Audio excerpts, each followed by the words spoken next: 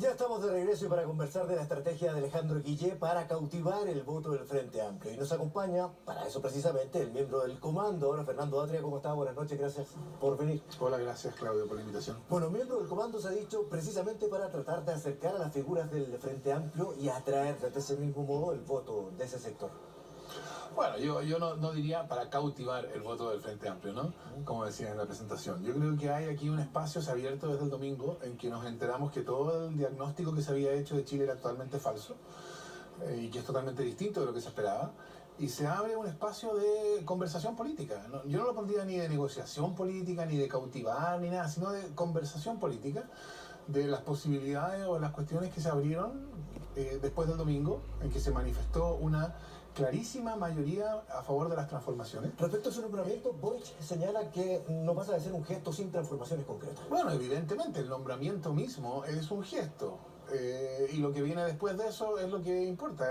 El gesto lo que hace es abre posibilidades de conversación, nada más que eso, y eso puede ser una buena cosa. En la misma entrevista señala que Piñera es un retroceso para el país, pero no está tan seguro de que Guillé sea un avance.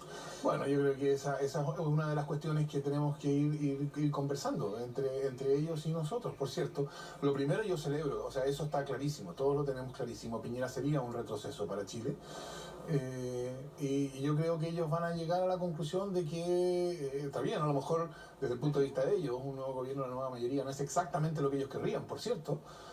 Ellos tenían un candidato distinto, pero que desde el punto de vista de la continuación de un proceso de transformaciones, en la situación actual, es el paso necesario. ¿Qué resulta más difícil para convencer al Frente Amplio? El verse enredado con un proyecto que no es el suyo, más allá de cierta convergencia de ideas? No, yo me refiero enredado en relación al apoyo que pueda tener estos mismos en su ejecución más adelante. O sea, yo esperaría que interpretando el resultado de la elección del domingo, en que se manifestó, porque lo que no hay que hacer, no hay que olvidarse de esto y no hay que dejar de decirlo. Nos habían dicho, o sea, la versión de sentido común era que había una gran mayoría que desde el primer año o el segundo año del gobierno de Bachelet estaba en contra de las transformaciones, y entonces que la primera vuelta era un trámite. De hecho, algunos creían, o Piñera creía de repente que iba a ganar hasta en primera vuelta, ¿no? Y que iba a llegar la segunda vuelta en que iba a recibir un mandato de volver a la lógica anterior al gobierno de la nueva mayoría y hacer de este gobierno, del de Bachelet, un paréntesis. Esa era la manera en que nos presentaban el país antes del domingo. Y el domingo lo que se manifestó fue una clarísima mayoría a favor de transformaciones. Está bien, esa es una mayoría que no está políticamente articulada y ese es el trabajo que está pendiente. Pero ¿eso qué quiere decir? Quiere decir que del programa original que tenía Alejandro Guillé, hay algunas cuestiones que pueden ser destacadas, que pueden pasar del lugar 3 al lugar 1, y de ese modo ir construyendo una plataforma programática que resulte suficientemente interesante y atractiva como transformadora para quienes no eran originalmente partidarios de la candidatura de Alejandro Guillé. Sí, correcto. Pero esa es la lógica de una segunda vuelta. Pero ¿cómo debería correrse hacia esa realidad que según usted mostraron la selección, o que las mostraron de acuerdo a los números? ¿Cómo debería correrse el programa de Alejandro Guillé? Por ejemplo, en temas como el de las AFP. No se va a avanzar, decía este gobierno, hacia un sistema de reparto porque no es viable.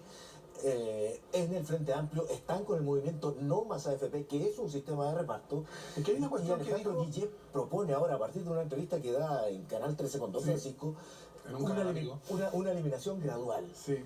Y la gradualidad es otro tema, otra palabra que estuvo presente en la campaña. Lo que yo creo que es más interesante de lo que dijo Alejandro Guillé en esa entrevista, es una cosa ligeramente distinta, pero que tiene que ver con esto. Porque habitualmente cuando uno dice hay que acabar con las AFP, la respuesta es, pero es que no puede haber un sistema de reparto. Y lo que él dijo es algo que yo creo que es enteramente correcto y que muestra cuán confundida ha estado esta discusión. Porque separemos dos problemas. Un problema es si el sistema de pensiones tiene que ser un sistema de ahorro y de ahorro individual, o de ahorro y ahorro colectivo, solidario, o un sistema de reparto, o mucho más probablemente un sistema mixto, ¿no? Es bien poco probable que hoy día pueda haber un sistema de pensiones que no tenga una dimensión de ahorro. Y si el sistema tiene una dimensión de ahorros, entonces se plantea una pregunta distinta. Una dimensión de ahorro individual, dice usted. Bueno, individual o colectivo. Esas son las discusiones en esa materia. Pero si el sistema tiene una dimensión de ahorro, entonces se plantea la pregunta, ¿quién administra los ahorros? ¿No? Y ahí aparecen las AFP. Y entonces uno perfectamente podría decir, mire, separando estas cuestiones, la cuestión de las AFP debe ser enfrentada directamente. Esa es la distinción que en esa entrevista Alejandro Guille hacía. Y entonces discutamos el tema de la AFP separadamente de la cuestión de si es un sistema de reparto, o es un sistema de capitalización individual, o es un sistema de ahorro colectivo, porque de todos modos alguien va a tener que administrarlo. Sí, y yo creo que más allá del ente administrador, es que las AFP son el ente administrador. Sí, pero más allá del ente administrador, Uthoff planteaba hoy que está detrás de la campaña de Alejandro Guillén en esa materia, que también es importante considerar los altos montos que están invertidos en la AFP y lo que significan para la macroeconomía del país, por cierto, en su funcionamiento. Por cierto, pero si uno simplemente cambiara el órgano administrador, los fondos seguirían invirtiéndose en el mercado de capitales. ¿Qué es lo que uno ganaría sacando la AFP como administradoras? Bueno, yo creo que hoy día las AFP representan el epítome del abuso. Se convirtieron en el símbolo del abuso. ¿Y por qué? Porque muestran una característica del modelo chileno que se vincula a la experiencia cotidiana de todos los ciudadanos, que es que el modelo chileno está pensado para que las grandes empresas se enriquezcan a costa del ciudadano, a costa del pequeño proveedor del supermercado al que le pagan a 120 días, a costa del afiliado de un ISAPRE que le suben los planes y los tribunales dicen que eso es inconstitucional, a costa del pensionado que recibe una pensión que lo condena a una vejez de pobreza y dependencia, mientras, esto es importante, mientras las administradoras reciben unas utilidades que son enteras y totalmente descomunales. Entonces yo creo que la idea de enfrentar el problema del abuso diciendo, mire, separando la cuestión de la discusión larga sobre de las pensiones, del sistema, del ahorro, del reparto, etcétera, de la cuestión de quién administra, y entonces por ahora, digamos, tomando esa decisión sin que eso afecte por ahora el resto del sistema, yo creo que mandaría una señal extraordinariamente potente respecto del problema del abuso y del modelo chileno. Se nos fue el tiempo, solamente para terminar... y la nueva constitución. Para la nueva constitución, correcto, pero con la Asamblea Constituyente, ¿cómo podría yo no mencionar? Para ambas candidaturas, el ceder por izquierda, de acuerdo a lo que estarían mostrando las elecciones, significa perder por derecha, y ya ha habido alguna señal de parte, por ejemplo, de la Democracia Cristiana con la candidatura de Alejandro Guillén, cuando se propuso terminar con el CAE, condonar el CAE. Muy corto. ¿Cómo se administra eso?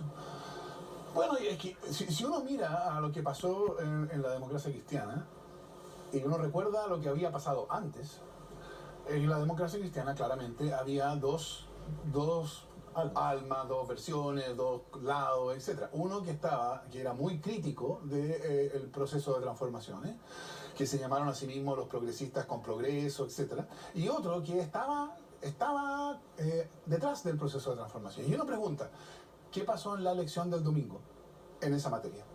Bueno, los símbolos de cada uno de estos dos lados tuvieron resultados clarísimos, ¿no? Los símbolos de quienes estaban con matices, o sea, con poner matices y a problemar estas cuestiones fueron derrotados y no van a estar en el Senado desde marzo.